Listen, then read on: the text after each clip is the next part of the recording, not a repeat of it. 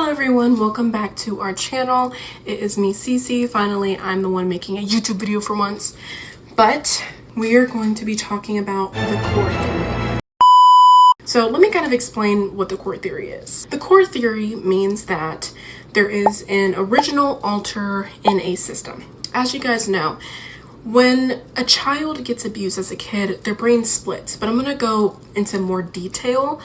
There's more detailed stuff in our video of what dissociative identity disorder is, but I'm going to explain it a little bit better. When a child is born before the ages of 5 to 6, their brain isn't fully developed, as we know. The only instincts that we have is I need to use the bathroom, I need love, I need to eat, I need to sleep, things like that. So as time moves on, that is when the child starts to develop their own personality, their own knowledge, etc., etc. But when trauma disrupts that process, the brain splits into different pieces. So it starts off with the kid going through trauma, and then they start dissociating, and then their brain splits into different dissociative parts. And as more trauma goes on and it goes on and it goes on, and it's more trauma, more craziness, those parts become independent. So one of them will hold trauma, one of them will deal with daily life, one of them might be little, one of them might be an animal, one of them will be a protector,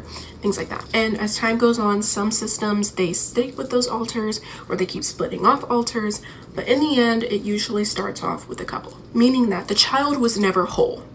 That is what the core theory is that there was one. But in reality, the reason why the core theory isn't true is because scientifically it's not. There is no original alter, there's no original piece. To be honest, it's a very, very sad thing to say, but if you're a system, you never had a core. And that can be really disorienting for a lot of systems, especially for us. Me personally, I don't like calling my alters. I like to call them parts. Other parts of me might like to call them alters, but I don't. For a while, when I learned that the core theory wasn't real through therapy, it really crushed something inside me, because as an alter, you feel and you see yourself as one person, and you are one person in a kind of a group with a lot of other people. So for a while, since I was the host and I was out most of the time, it made me really sad, because I was like, what do you mean there's no core? I'm not the core, I'm just an alter. And the truth is, scientifically, yes, I am. It's something that still kind of bugs me, but it's the truth.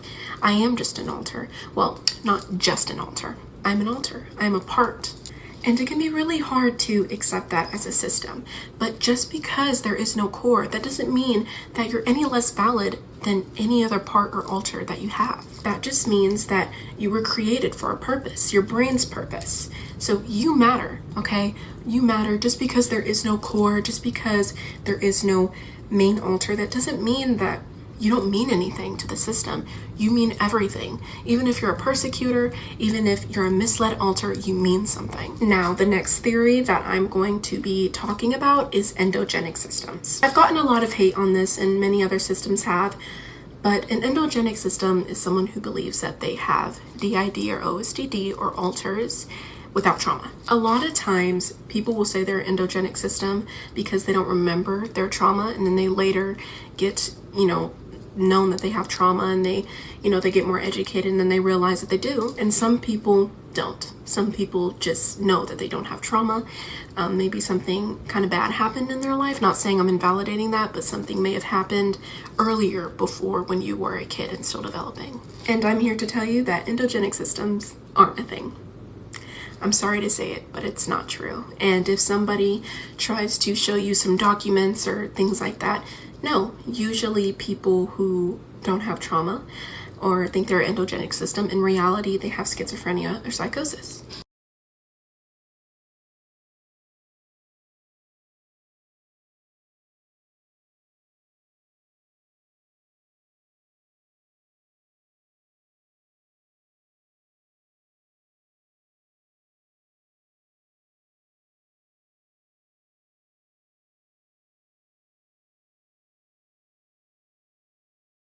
Without trauma, psychologically, scientifically, mentally, that is not going to happen. You're not just going to randomly start getting alters. It comes from a source, a traumatic source. This is one of the reasons why we don't do Discord servers anymore.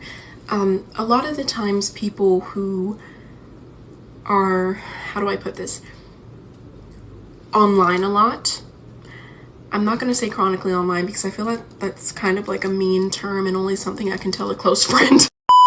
But like I said, I've had many experiences of me telling people online that endogenic systems aren't a thing, and they'll put me in group chats or servers and attack me. That's one of the reasons why we don't really talk to people online anymore. And if you do, that's perfectly fine, because sometimes people meet someone online and they change each other's lives and they meet each other and stuff like that.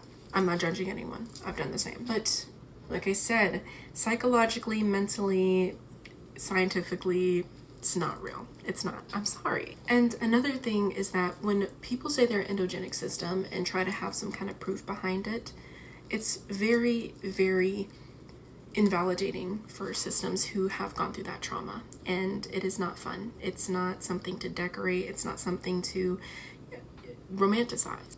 And at the end of the day, hold on. And at the end of the day, it's not something to romanticize. And look, I understand that, you know, some people may be confused. Some people have certain disorders that make them feel as if they have alters, but it is very disrespectful. And for those who think it's funny and think that being an endogenic system is something cute, it's not. Trauma happens. It really destroys people. But so the moral of the story, the core isn't real, and I'm sorry that it's not.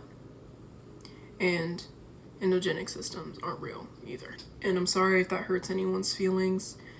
Endogenic systems are a very sensitive topic for us and a lot of other systems because it's purely not true and it's misinformation. And whoever even made that a system term is very, very, very disrespectful. And a lot of people have told me that a lot of endogenic systems are the ones who created the system, and if you look into that, that is not entirely true at all. Endogenic systems did not create all of the system terminology. Anyways, I'm going to end the video right here. We're very dissociated, but I hope this helped somebody.